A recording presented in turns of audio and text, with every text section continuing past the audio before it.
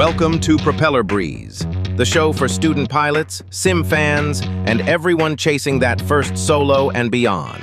All information in this podcast is for entertainment and general knowledge only. Always verify with certified flight instructors or regulatory authorities before attempting anything mentioned here. Welcome back to the Deep Dive. We're here again, sorting through the noise to get you the essentials. Today, we're going high. Really high. We're talking about high-altitude operations, specifically aircraft pressurization and oxygen systems. Now, I know what you might be thinking if you're, say, a student pilot that's way above my pay grade. Right. Seems like jet stuff. Exactly.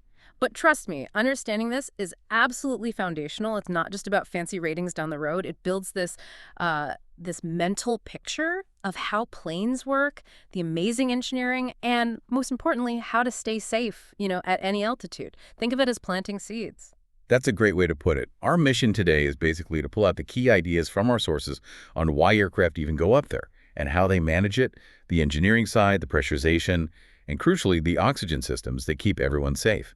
This stuff really matters for understanding what an aircraft can do and ultimately being a safer, more knowledgeable pilot, whether you're at 5,000 or 35,000 feet. Okay, so let's start with the big why. Why bother climbing way up there where the air's thin and it's freezing cold? Our sources point to two really big reasons. First one, fuel efficiency. Big one for everyone. Always. Yeah. Up high, the air is less dense, less drag. So for the same airspeed, your engines just don't have to work as hard. Less fuel burn. Simple as that. It's like finding that perfect cruising lane where everything's just easier. Exactly. And the second major plus, avoiding weather. Ah, yes. You get above most of the clouds, the bumps, the storms. It means a much smoother ride, more comfortable, and often, frankly, safer. Nobody likes turbulence if you can avoid it. Definitely not. And what's fascinating here is how these advantages have really driven aircraft design. So many modern planes are built specifically to operate best in that high-altitude environment. But like you said, going high creates this immediate challenge. Yeah. Humans can't breathe that thin air. So to fly up there comfortably, the aircraft has to be pressurized, or you need supplemental oxygen. That's the bottom line. Right.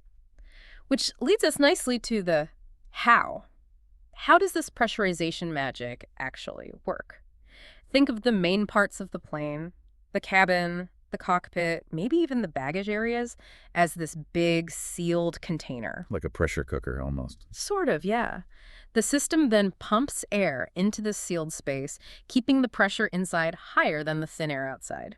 And maybe we should quickly define some terms here, just to make sure we're all on the same page. Good idea. Okay, so aircraft altitude, that's just your actual height above sea level. Straightforward. Yep. Ambient temperature and ambient pressure, that's simply the temp and pressure of the air right outside the plane at whatever altitude you're at. Makes sense.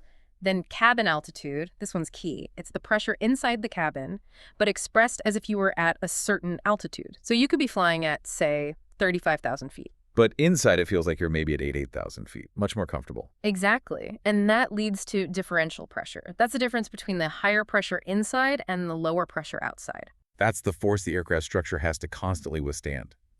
Like you mentioned, the soda can analogy is pretty good. The can has to be strong enough for that pressure difference. Okay, so how do they get that pressurized air into the cabin? Well, it depends a bit on the engine type. For most modern jets, turbine engines, they use something called bleed air. Basically, they tap off some hot compressed air directly from the engine's compressor section. It's readily available. Okay, what about other types? Some older turbine planes use separate superchargers just for the cabin. And for piston-powered aircraft, especially those with turbochargers that student pilots might see, they often take air from the turbocharger system and pipe it into the cabin, sometimes through a device called a sonic venturi to control the flow rate. So air is constantly being pumped in, but you can't just keep pumping air in indefinitely. Right? Exactly. That's where the outflow valve comes in. It's absolutely critical. It's basically a controlled leak. It lets air escape the fuselage at just the right rate to maintain the desired pressure inside, while also allowing for a constant flow of fresh air. Ah, like a tap running into a sink with the drain partly open to keep the water level constant. Precisely that. You've got constant inflow, and the outflow valve regulates the outflow to keep the pressure just right. And that just right level, we mentioned it briefly, is typically around an 8,000-foot cabin altitude when cruising high up. Why that specific number? Yeah, 8,000 feet is kind of the magic number. It's a really smart compromise, actually. First, It keeps the pressure changes gradual enough during climb and descent that it doesn't cause discomfort or, ear problems for people. Right. Second, it allows for good air circulation, brings in fresh air, gets rid of odors, stale air, keeps things pleasant. And maybe most importantly, from a system design view, keeping it at or below 8,000 feet generally means people don't need supplemental oxygen. Ah, okay, so it hits that sweet spot between comfort, safety, and not needing extra oxygen gear for everyone all the time. Exactly. It balances physiology, comfort, and the structural limits of the airplane itself. It's quite an elegant piece of engineering when you think about it. It really is. And thinking about those structural limits, the forces involved must be huge. Controlling that pressure precisely seems paramount. So what are the main components doing the controlling? Well, you've got the brains of the operation, the cabin pressure regulator. This works hand in glove with the outflow valve we just talked about. And there's also a crucial safety valve. Okay, the regulator, what's its main job? Its primary function is to maintain that target cabin altitude, that 8,000 feet or whatever, is selected while the aircraft is cruising. That's called the isobaric range, keeping pressure constant. But it also has a limiter function. It ensures that the differential pressure, the difference between inside and outside, never exceeds the maximum the aircraft structure is designed to handle. So it prevents the plane from basically overinflating, right? Essentially, yes. It keeps the stress within safe limits. And the safety valve, what does that add? The safety valve is fascinating. It's often a multitasker. It acts as a pressure relief valve, like a backup, ensuring the pressure differential absolutely never exceeds that preset maximum limit. It's also usually a vacuum relief valve. This is important during descent. If the outside pressure increases faster than the cabin pressure does, you could theoretically crush the fuselage inwards. This valve lets outside air in to prevent that. Wow, okay. Didn't think about that direction. Yeah, it works both ways. And finally, it often acts as a dump valve. There's usually a switch in the cockpit that lets the pilot manually open this valve and rapidly release cabin pressure to match the outside air. That's used in certain emergency situations, like smoke in the cabin or needing to open a door on the ground. Got it. And how do pilots keep track of all this? What are they looking at? There are specific gauges. The cabin differential pressure gauge is vital, shows that pressure difference directly. There's also a cabin altimeter, which shows the current cabin altitude. Is it holding at 8,000 feet? And often a cabin rate of climb descent indicator showing how fast that cabin altitude is changing. Keeping a close eye on these is just standard procedure in a pressurized aircraft. Absolutely crucial for safety. Okay, so that's how it should work. But what happens if it doesn't? What if the system fails? That brings us to decompression, which is basically the system failing to hold that pressure difference. Could be a malfunction, could be something worse, like structural damage. Right. And it happens fast. Our sources talk about two main types. First, explosive decompression. This is incredibly rapid, faster than your lungs can naturally decompress. We're talking less than half a second. That carries a real risk of lung injury. Extremely dangerous. Then there's rapid decompression, still very sudden, but your lungs manage to decompress faster than the cabin itself. Gives your body a tiny bit more buffer. Still a major emergency, though. Oh, absolutely. Imagine what that would be like. You'd hear this sudden, loud noise, maybe feel dazed. The air temperature plummets instantly, causing fog or maybe dust and debris to fly around the cabin. Your ears would probably pop or clear automatically. You might even feel air rushing out of your own mouth and nose as your body equalizes. It must be incredibly startling. Disorienting, for sure. And the biggest immediate danger, especially for the pilots who need to act fast, is hypoxia, lack of oxygen. In a rapid decompression, the oxygen partial pressure drops instantly, and the useful time you have to react, your time of useful consciousness, can shrink dramatically. Seconds, potentially. Potentially. Another risk is evolved gas decompression sickness, basically the bends like divers get. Nitrogen dissolved in your body, tissues can form bubbles when the pressure drops suddenly. Ouch. Yeah. And then there's the physical danger. Depending on the cause, you could have wind blast, extreme cold hitting you, or even the risk of being thrown around or out of the aircraft if there's major structural damage. So what's the immediate action? What do pilots do? Get down, fast, rapid descent to an altitude where the air is breathable, typically below 10,000 feet if possible. That's priority one. Don oxygen masks immediately. Modern planes have warnings, of course, lights, horns to alert the crew, but the pilot's training and quick response are critical. Which brings us naturally to the other side of this coin. Oxygen systems. They're the lifeline, aren't they? Both when pressurization fails and in unpressurized planes at altitude. Absolutely essential. They prevent hypoxia, And the FAA has very clear rules about when you must use supplemental oxygen. Every pilot needs to know these calls. Right.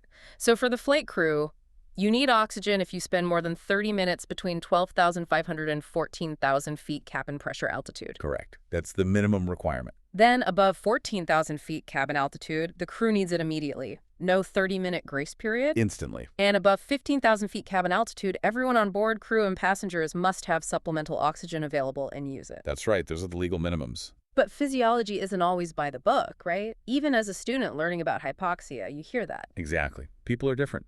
Some might start feeling effects, slower reaction times, impaired judgment as low as 10,000 feet during the day, and at night, vision is affected much sooner.